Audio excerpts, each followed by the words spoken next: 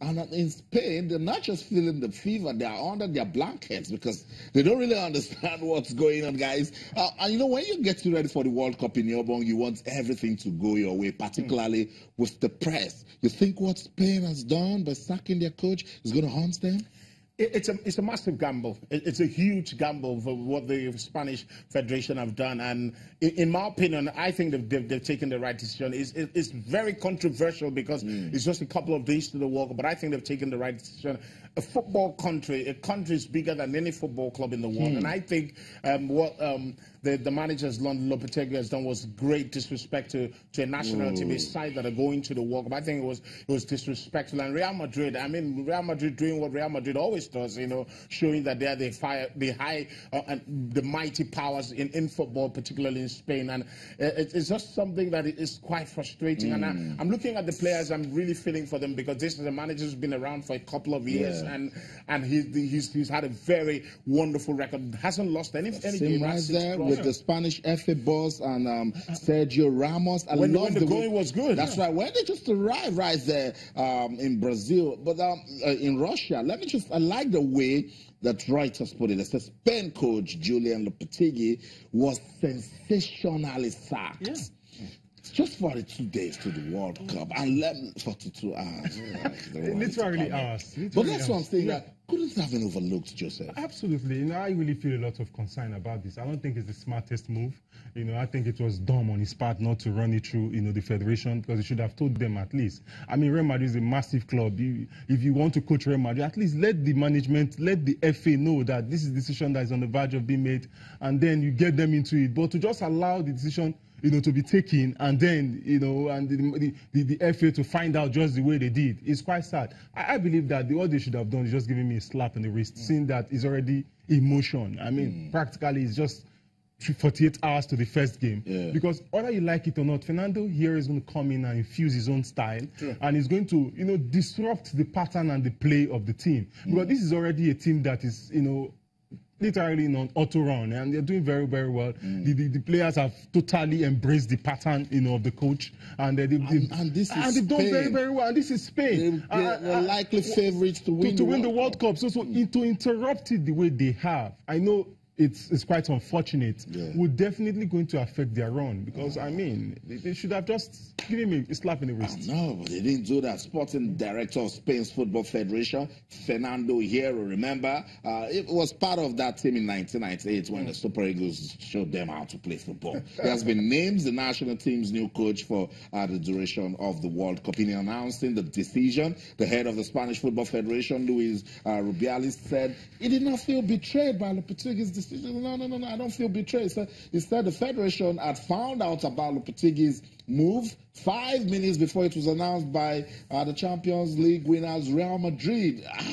A lot of things are involved here. It's easy to come and and blame the coach, but agents are involved. Real Madrid is involved. This guy can go to the World Cup, win the tournament, and then a Paris Saint-Germain or Man City, we put so much money and say, come to us. So they say, okay, you've signed this, we must announce it. We don't want stories. Look, Austin, it's impossible to turn down Real Madrid. When Real Madrid pick up the phone, and when Florentino Perez is on the phone with you, it's almost impossible to turn them down. And it's quite understandable that the manager agreed to take over Real Madrid. But my point is that he's on the contract, signed a 2-year extension a couple of weeks ago to take Spain to be the Spanish manager till 2020. And then someone rings your phone. I think it was proper for him to have called the FA chairman or president and say, I've got an offer to coach Real Madrid. I'd like to take that job.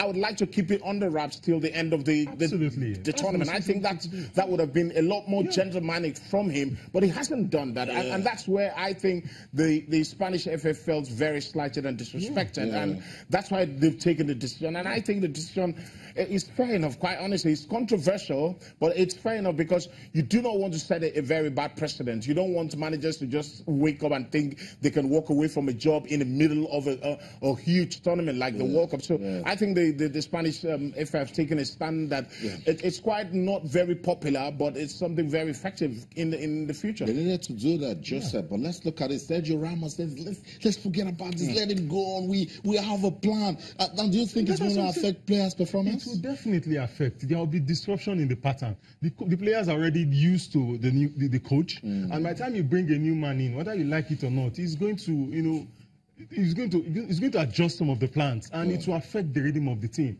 So really, I know it's sad, to have, been slighted the way the coach did. I personally think it's very, very dumb of him, because this team could have been signed, a pre-contract and understanding, memorandum of understanding. Then after the World Cup, you can take over. But to have allowed it to leak the way they did, and the way the federation found out 5 minutes to, it's quite embarrassing. So interrupting, sacking him the way they did. But then this contracts, they're very sensitive, and in most cases confidential. Yeah, it is. And somebody got very ambitious and said, hey, Real Madrid, I get Chelsea. Austin, I think it has a lot more to. We can sit here and castigate Lopetegui all we want, but I think it has a lot more to do with Real Madrid and the identity of the football club, because this is Real Madrid just being Real Madrid. Real Madrid trying to bully people. A few years ago, Real Madrid wanted to sign Gareth Bale from Tottenham, and guess what they did? They did not agree a fee. They didn't sign the contract, and they went and created a stage at the Bernabeu. Already, they created a stage and said they were going to. This is where they're going to unveil Bale when they finally signed him. Daniel Levy, the coach, the chairman of Tottenham, got wind of it and said, take down the stage and I'm not selling my player. So this is Real Madrid. They like to bully teams. In all honesty, with due respect to them, this Real Madrid just being Real Madrid. We're not going to stay.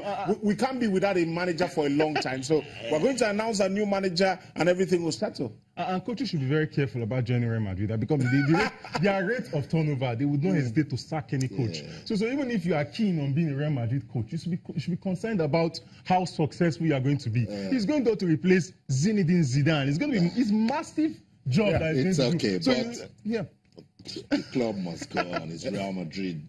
Do you know who caused all of this? Zinedine Zidane. Zidane statement, right? Yeah, so that's it. Morocco will be saying, this might just go in our favor. There's some shake-ups in the Spanish camp now, so when we meet them, we'll just beat them. I was like, that's football. Let's see if the Spaniards will bounce back from this, or it's going to affect their campaign at the World Cup. You know what? Let's get out of the World Cup vibes, the 2018 FIFA World Cup. When we come back, I'll tell you the countries that will host the 2026 edition. We'll be right back.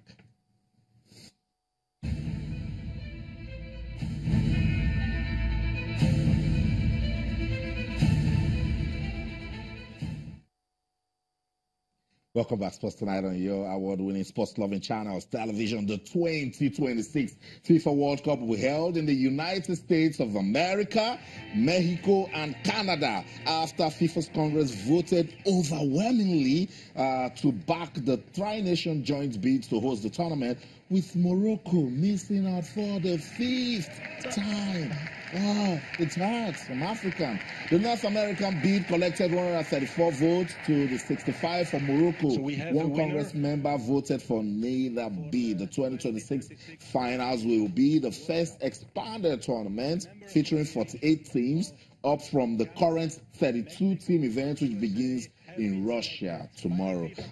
Sad for Morocco, but let's see what this tri-nation bid can do for the World Cup. Let's go on this quick break. When we come back, we'll talk more on this, and then we'll wrap up our football segment. We'll be right back.